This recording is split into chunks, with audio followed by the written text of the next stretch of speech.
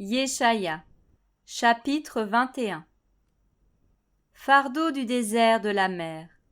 Comme les vents d'orage passent dans le midi, cela vient du désert, de la terre redoutable. Une vision cruelle m'a été révélée. Le traître demeure traître, celui qui saccage toujours. Monte, Éilam, assiège, Médie. Je fais cesser tous les soupirs. C'est pourquoi mes reins sont remplis de douleur. Les angoisses me saisissent comme les angoisses de celle qui enfante.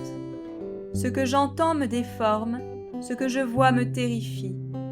Mon cœur est agité de toutes parts. La terreur s'empare de moi. La nuit de mes plaisirs devient une nuit de crainte.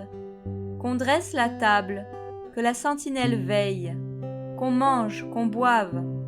Levez-vous, chef, oignez le bouclier, car ainsi m'a parlé Adonai. Va, place la sentinelle, et qu'elle rapporte ce qu'elle verra.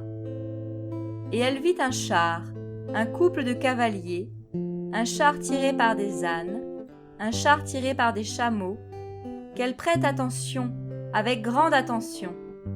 Et elle s'écria, « C'est un lion ! Adonai, je me tiens en sentinelle toute la journée, et je suis à mon poste toutes les nuits.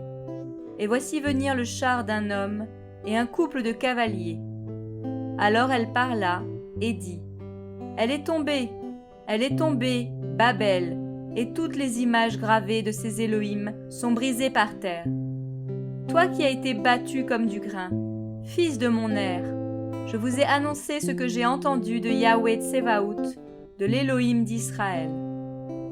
Fardeau de Douma. On me crie de Séhir.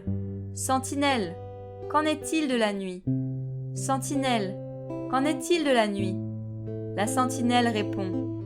Le matin vient et la nuit aussi. Si vous voulez interroger, interrogez. Convertissez-vous et venez. Fardeau de l'Arabie. Vous passerez la nuit dans la forêt, en Arabie, caravane de dedans. Les habitants de la terre de Théma portent de l'eau à ceux qui ont soif.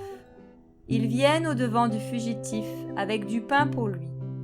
Car il fuit devant les épées, devant l'épée dégainée, devant l'arc tendu, devant l'acharnement de la bataille. Car ainsi m'a parlé Adonai. Encore une année, comme les années d'un mercenaire, et toute la gloire de Kédar prendra fin.